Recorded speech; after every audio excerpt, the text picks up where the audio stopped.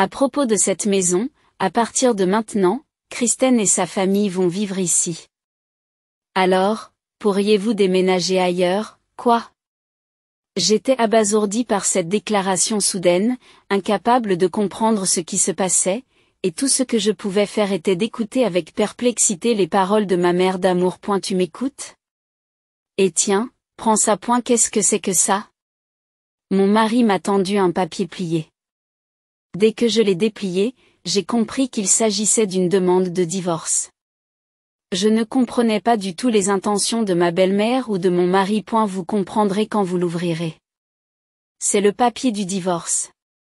Mon mari m'a dit, en riant et en observant ma réaction, que cette maison avait été acquise avec les économies que j'avais accumulées. Et elle aurait été impossible de l'acheter avec les revenus du travail à temps partiel de mon mari.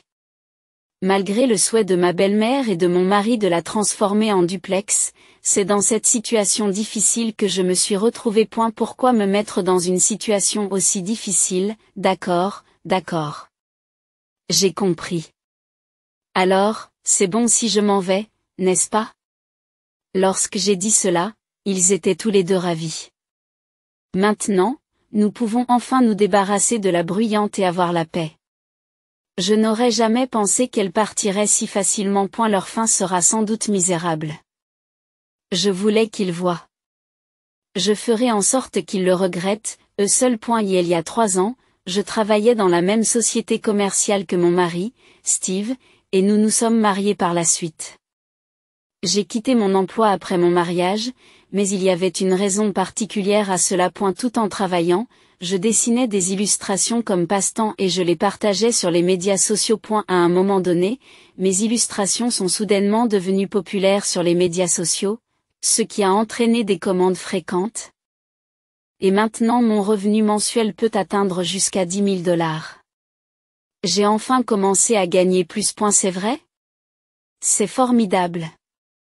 J'espère que vous pourrez continuer à gagner un revenu stable grâce à cela. C'est ainsi que Steve a soutenu mon travail d'illustration à domicile, et notre vie de couple s'est déroulée sans encombre. Après 5 ans de mariage, lorsque nous avons commencé à envisager d'acheter une maison, mon mari a perdu son emploi en raison de réduction de personnel sur son lieu de travail due à la récession économique.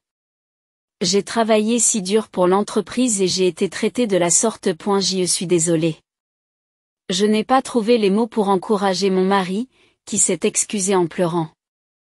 Je n'ai pu que le soutenir en silence jusqu'à ce qu'il retrouve son calme. 1 mois plus tard, mon mari a commencé à travailler de nuit à temps partiel dans un magasin voisin, mais son revenu a considérablement diminué, tombant à environ $700 par mois. J'ai ressenti le besoin de travailler encore plus dur. Par la suite, j'ai réussi à travailler davantage et à augmenter considérablement notre épargne. Grâce à cela, nous pouvions enfin envisager d'acheter notre propre maison. Une année s'est écoulée, après en avoir discuté avec mon mari, j'ai pris la décision d'acheter une maison. Ce n'est pas le moment d'acheter une maison, mais mes revenus sont faibles. Et ne vous inquiétez pas. Je suis là et nous avons quelques économies, alors tout va bien. Avec ma forte suggestion, mon mari hésitant a fait une demande. C'est peut-être étrange de demander cela, mais pourrions-nous faire de la maison un duplex pour que ma mère puisse vivre avec nous?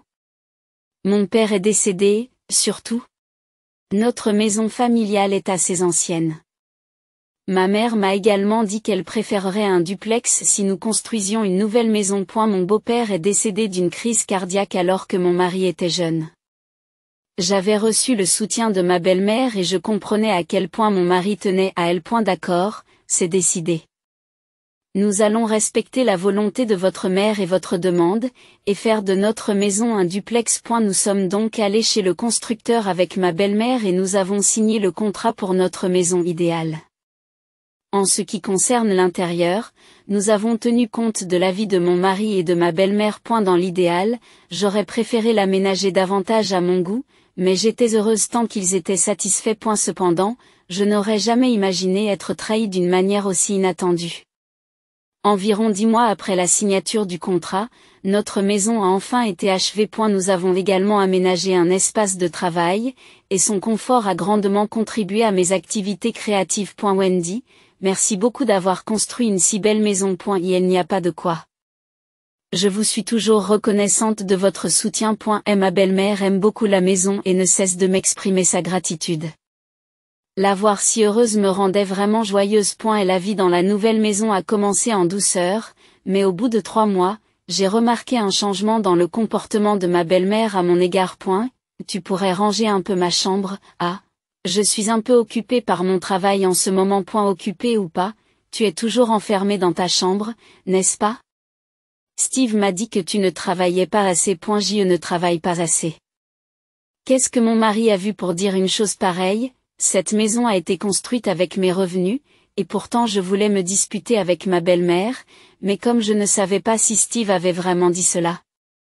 J'ai fini par me conformer silencieusement à sa demande et j'ai commencé à nettoyer la chambre. Pendant que je nettoyais, ma belle-mère se détendait et ne faisait rien. Après environ 1 heure de nettoyage et de rangement, j'ai parlé à ma belle-mère. Vous avez enfin terminé. Je vais vous demander de faire cela régulièrement à partir de maintenant, vous savez. Oui. J'étais tellement stupéfaite que les mots me manquaient. Pourquoi dois-je faire les choses comme si j'étais sa servante, alors que les paroles de ma belle-mère étaient exaspérantes? Ma colère contre mon mari s'est accrue. J'ai décidé de le confronter à ce sujet au cours du dîner. Au fait, ta mère m'a dit que tu t'étais plaint de mon éthique de travail. Eh bien, juste un peu. Quand je vois ma sœur travailler dur à l'usine, j'ai l'impression qu'il y a un manque d'équité par rapport à toi qui reste à la maison. Steve a une sœur aînée, Kristen, qui a 2 ans de plus que lui. Elle a un enfant de 3 ans, s'entend bien avec son mari et reste même en contact avec moi de temps en temps. Pourtant, j'ai été choquée d'apprendre que Steve se sentait ainsi. Je pensais qu'il était de mon côté, mais entendre cette vérité m'a laissé abasourdie. Après cela, le traitement de ma belle-mère à mon égard est devenu encore plus strict. Au début, elle se contentait de faire le ménage, mais elle a fini par exiger que je sois massée et que je fasse du café, me traitant ainsi comme une servante. Steve n'a toujours pas l'intention de chercher un emploi à temps plein. Tu ne vas pas bientôt chercher un emploi à temps plein, arrête de me harceler. Tu gagnes assez bien ta vie, ça devrait suffire. Avec un mari qui ne voulait rien entendre et une belle-mère qui me traitait comme une ouvrière, j'étais sur le point de craquer. Kristen, je n'en peux plus. Aide-moi. Ça va. Au bout de 3 mois, j'ai demandé de l'aide à Kristen, qui est immédiatement intervenue et a apparemment parlé sévèrement à Steve et à ma belle-mère. Grâce à Kristen, le harcèlement a cessé temporairement pendant environ 2 semaines. Un soir, après le dîner, alors que je faisais la vaisselle, Steve a dit qu'il voulait parler. De quoi veux-tu parler? Attends un peu. Je vais appeler maman.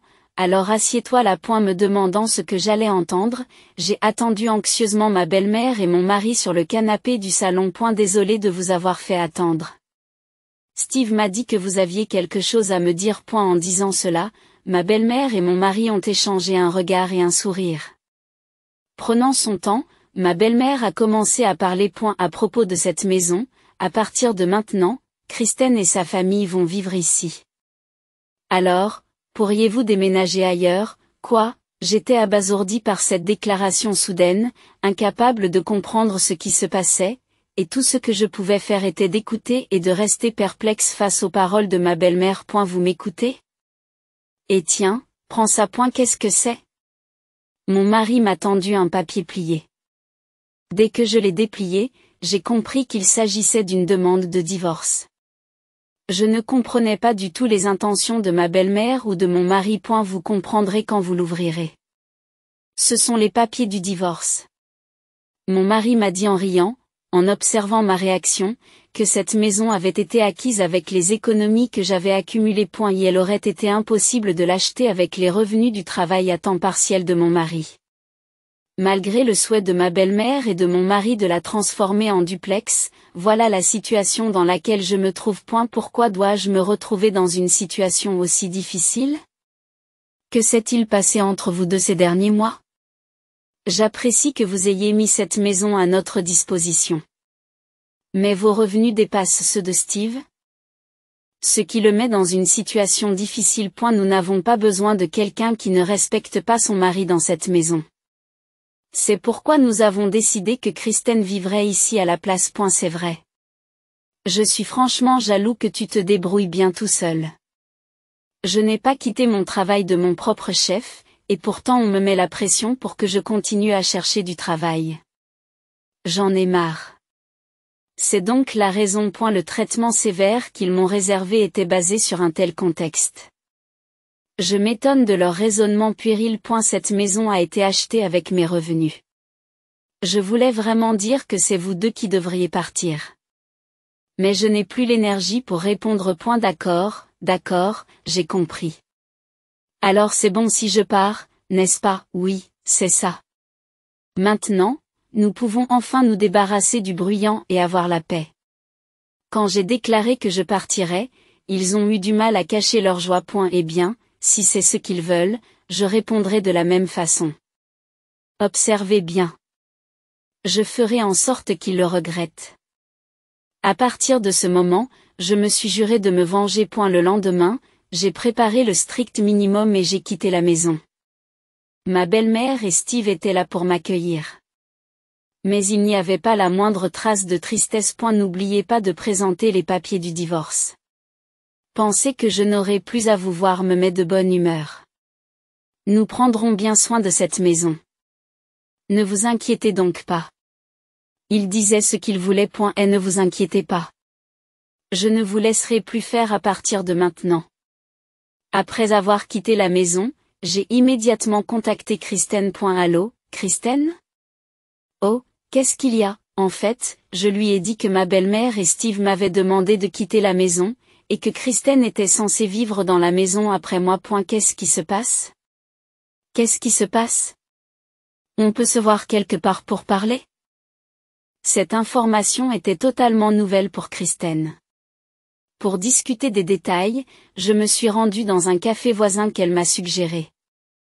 Environ 5 minutes après mon arrivée au café, Kristen est également arrivée. Désolée pour cette demande soudaine. Non, ce n'est pas grave.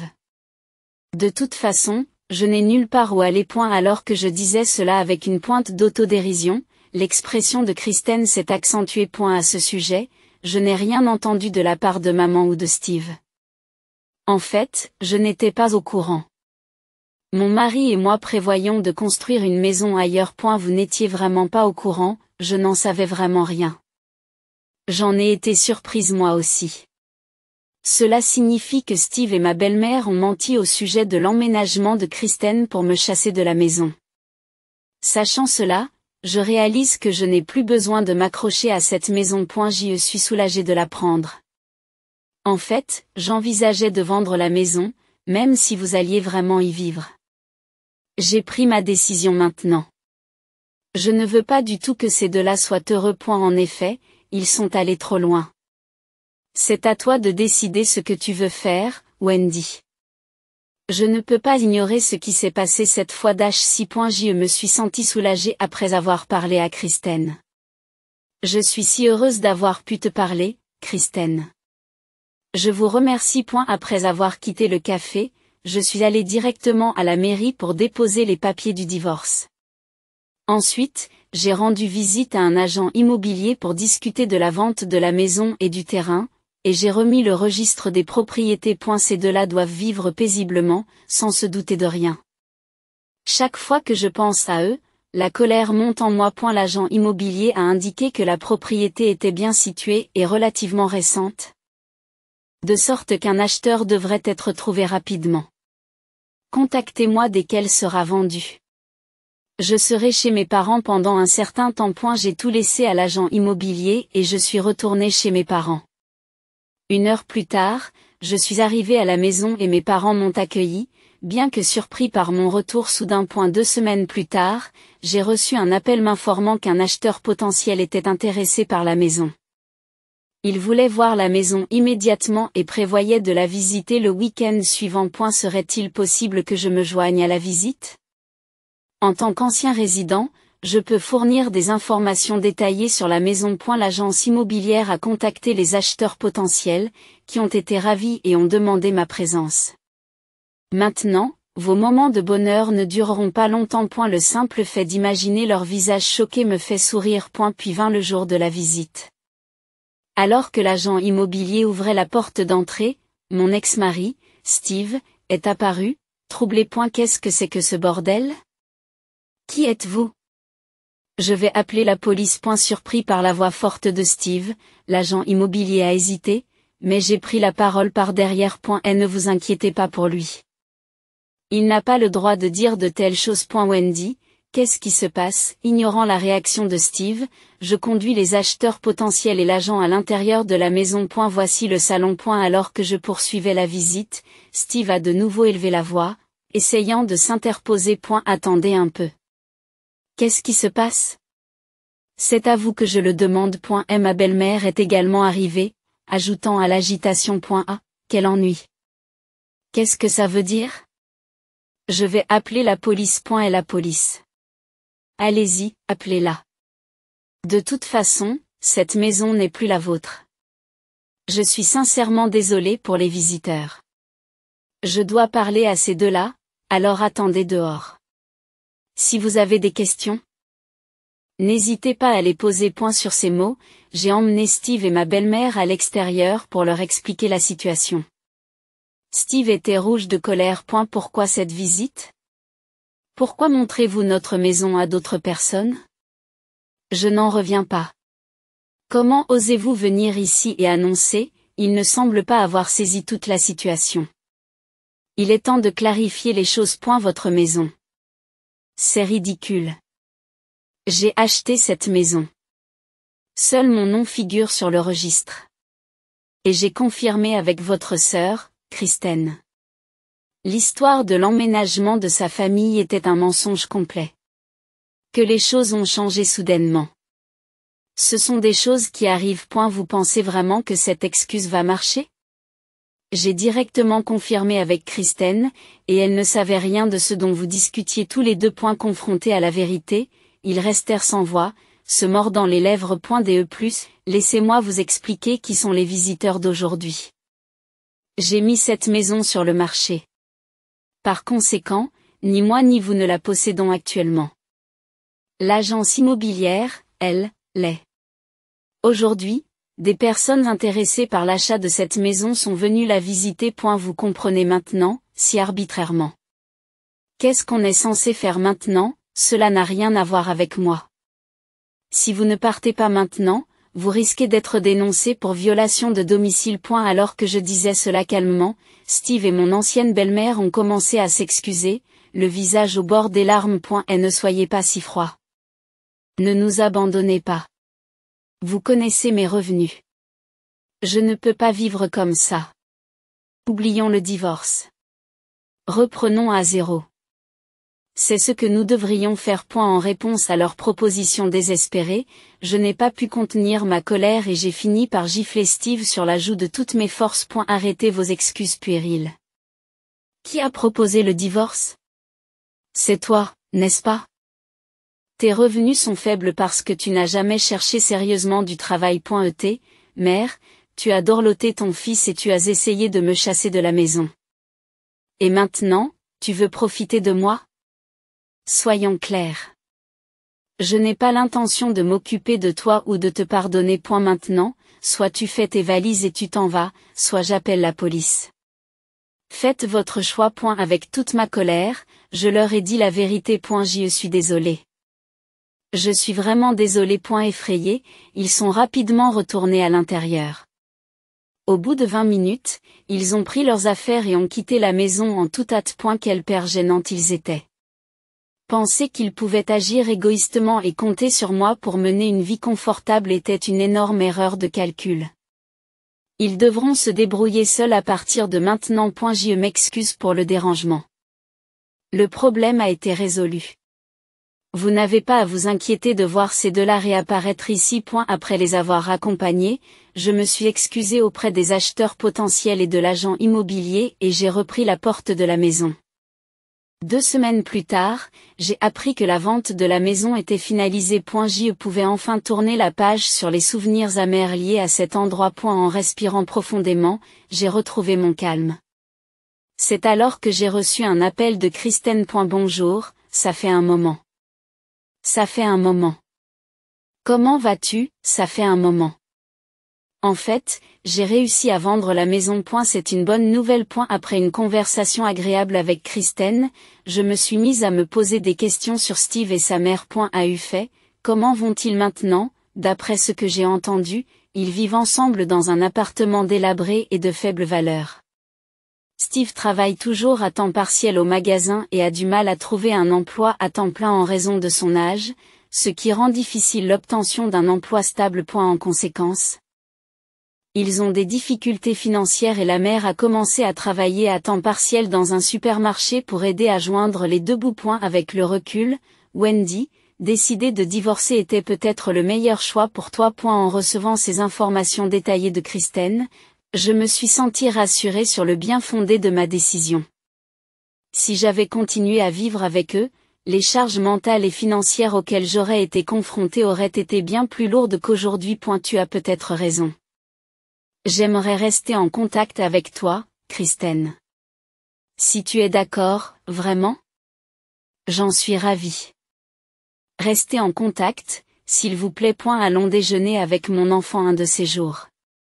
Sur ce, l'appel s'est terminé. En fin de compte, cette décision était le choix le plus rationnel pour mon avenir, réaffirmant ma conviction que vivre de manière indépendante et faire ce que j'aime me convient le mieux.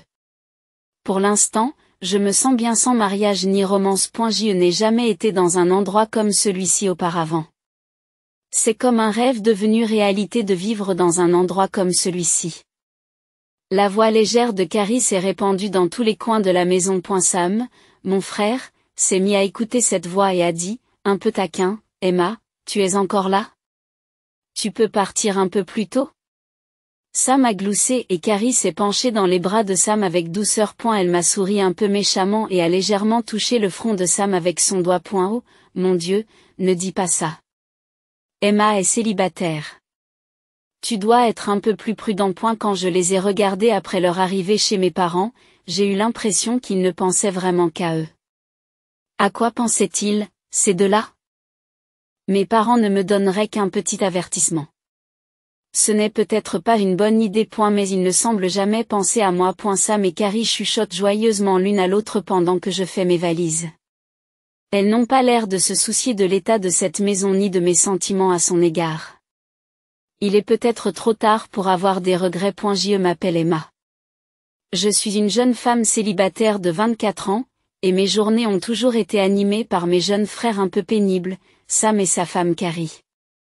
Sam est un peu farceur depuis l'enfance. Il avait l'habitude d'embêter ses amis. Il chassait même les insectes en vain. Son espièglerie était bien connue. Lui et moi étions un peu sur des longueurs d'onde différentes, et je n'ai jamais fait d'effort pour comprendre sa personnalité. Carrie, qui a épousé Sam, semblait elle aussi quelque peu désinvolte. Si elle avait été mature et raisonnable, elle n'aurait pas été aussi ouvertement surprise par moi lors de notre première rencontre. Carrie a 24 ans, comme moi, et semble vivre heureuse avec Sandy. Elle se moque parfois un peu de moi, et je pense qu'elle est devenue un peu arrogante depuis qu'elle s'est mariée. Nos parents ont toujours gâté Sandy. Sam était sociable, avait beaucoup d'amis et était bien accueilli par ses professeurs. Je n'étais pas douée pour le sport, mais j'étais le premier de ma classe pour les études. Malgré cela, je n'ai jamais reçu beaucoup de reconnaissance de la part de mes parents ou de Sandy. Aujourd'hui encore, leur attitude est à peu près la même. Les années scolaires de Sam ont été marquées par des comportements problématiques. Je pense qu'une partie de la raison peut être attribuée à nos parents qui ne l'ont pas guidé correctement. En fait, Sam a touché ou cassé les affaires d'autres personnes. Cela a donné lieu à plusieurs excuses et à des discussions sur la compensation avec nos parents. Mais par compassion pour Sam, nos parents ont laissé passer ces erreurs et ne se sont pas excusés auprès des parties concernées. Les problèmes se sont alors multipliés et ils ont même dû faire face à des factures salées à plusieurs reprises. À chaque fois, nos parents ont choisi de payer en plusieurs fois, et il semble qu'ils aient encore remboursé les dettes sur une longue période. C'était le cas de Sam, mais il a été autorisé à aller à l'université. Cependant, son emploi après l'obtention de son diplôme n'a pas fonctionné et il a fini par travailler à temps partiel. Il dépendait de nos parents pour obtenir de l'argent afin de sortir et de jouer. Nos parents ont également été très durs avec l'argent, et il semble qu'ils aient dû supporter beaucoup de choses pour pouvoir donner de l'argent de poche à samedi. Un jour, j'ai eu une surprise. Carrie, la petite amie de Sam, allait vivre avec Sam dans la maison de nos parents. Carrie a dit qu'elle voulait soutenir mes parents dans leurs vieux jours, mais honnêtement, je suis un peu sceptique. D'après mes expériences passées, je ne pense pas qu'elle ait été sincère à 100% en disant cela. En fait, elle pourrait supposer que vivre avec nos parents serait plus facile financièrement. Sam n'a pas de travail à temps plein. Elle pense peut-être qu'elle n'aurait pas à se soucier du loyer et qu'elle pourrait même recevoir de l'argent de poche de temps en temps. En outre, il semble que nos parents pensaient à leurs futurs petits-enfants et étaient d'accord avec la proposition de Carrie. Cela les aurait rendus heureux, mais leur attitude à mon égard était un peu différente. Ma mère, en particulier, m'a dit de sortir de la maison, et mon père a commencé à m'éviter. Même Sam et Carrie étaient un peu distants. J'étais vraiment triste de voir leur attitude. J'ai soutenu les finances de ma famille pendant toutes ces années, mais quand je les regarde, c'est comme s'ils avaient oublié mes efforts. J'avais mal au cœur en voyant leurs visages indifférents. J'avais envie de me disputer avec eux, mais j'ai gardé ces sentiments dans ma poitrine calmement et j'ai lentement commencé à ranger mes affaires dans ma chambre. Si je disais que je quitte la maison, il y aurait beaucoup d'opposition. Mais tant que tout le monde me dirait de quitter la maison, je respecterais leurs souhaits. Mon jeune frère et sa femme, se comportant comme des enfants, sont venus à la maison familiale et nos parents les ont laissés faire. J'ai longtemps mis de l'argent de côté pour rembourser les sommes que je dépensais pour ma famille. Mes parents n'ont pas payé mes frais de scolarité pour des raisons financières et par dépit. Cependant, grâce à mon ingéniosité et à mes économies, j'ai pu rembourser mes frais de scolarité en un peu plus de 2 ans. Après avoir trouvé un emploi, j'ai travaillé à temps partiel après le travail et j'ai mis l'argent que je gagnais dans le budget familial. Cet effort a finalement pris fin avec le dernier paiement. Cependant, mes parents semblaient penser que je continuerais à leur envoyer de l'argent pendant des années et ils l'utilisaient confortablement. Je leur ai demandé gentiment, « Êtes-vous sûr de cela ?» Ma mère a alors haussé le ton et m'a dit, « Tu te moques de nous ?» Je suis devenue un peu triste et j'ai décidé de quitter la maison. En regardant une dernière fois Carrie, Sam et mes parents, j'ai commencé à me tourner vers une nouvelle vie. Un mois a passé et j'ai commencé à vivre dans un nouvel endroit avec mon petit ami de longue date, James. Elle est toujours gentille et se soucie plus de moi que de sa famille. Avec lui, ma nouvelle vie serait merveilleuse. Un jour, j'ai reçu un appel d'un numéro inconnu. J'avais bloqué les appels de ma famille, mais pour une raison quelconque, j'étais curieuse et j'ai répondu au téléphone. J'ai alors entendu la voix de ma mère. « Pourquoi n'envoies-tu pas d'argent à la famille ?» Tel était le contenu de l'appel. J'étais un peu surprise que ma relation avec eux n'ait pas encore été rompue, mais je ne pouvais pas m'empêcher d'être curieuse et j'ai fini par en savoir plus sur leur vie. Puisqu'Emma travaille si dur pour nous soutenir avec $3 000, peut-être que James et Carrie peuvent trouver $4 000 ? Nos parents semblaient un peu optimistes. Ils pensaient probablement que la promesse de soutien futur de mon frère et de ma belle-sœur rendrait les choses plus faciles. Mais lorsque Sam a entendu ces attentes, il a immédiatement secoué la tête et a dit « Je ne peux pas le faire ». Mon père, qui s'attendait à recevoir un total de $7 000 par mois, dont $3 000 de ma part et $4 000 de la part du jeune couple, a été choqué par la réponse de samedi. Mon père, en particulier, semblait envisager de prendre bientôt sa retraite et comptait probablement sur ce revenu. Sam, quant à lui, était optimiste et pensait que le fait de vivre ensemble augmenterait son allocation. En fait, il a été très surpris d'apprendre qu'il lui restait encore une pension alimentaire à payer. Je n'avais jamais envisagé d'envoyer $7 000 à mes parents chaque mois. James, qui m'aidait, avait l'air inquiet à côté de moi et a suggéré que nous en parlions. Mais je savais que je devais le faire, alors j'ai pris une grande respiration, j'ai retrouvé mon calme et j'ai continué. Je sais que c'est beaucoup de travail de payer les prêts familiaux, mais j'espère que vous et votre famille pourrez vous en sortir ensemble. À ces mots, l'atmosphère de l'endroit a soudain changé. En fait, j'avais payé toutes les dettes de notre famille. Mais mes parents semblaient l'avoir complètement oublié. Tu paies ton hypothèque, n'est-ce pas? Est-ce que tu connais bien la situation de ton foyer? Si j'avais su cela. Je ne me serais pas mariée. Carrie ne peut s'empêcher de laisser échapper ses vrais sentiments. C'est alors que l'enfer se déchaîne dans la maison. Il y a eu des échanges bruyants de coups de feu. Au milieu de tout cela, j'ai fait une dernière petite surprise et j'ai raccroché le téléphone. A eu fait, je vais me marier avec James. À partir de maintenant, je veux profiter de ma nouvelle vie. Alors, s'il vous plaît, ne me contactez plus. Je ne sais pas ce qui est arrivé à mes parents ou à Sam après cela, mais James et moi profitons de notre nouvelle vie ensemble. Je prévois d'organiser un petit mariage l'année prochaine et j'ai l'intention de n'inviter que ceux qui tiennent vraiment à nous. À partir de maintenant, je ne m'occuperai plus d'eux. Je suis libre de déployer mes ailes et de prendre un nouveau départ.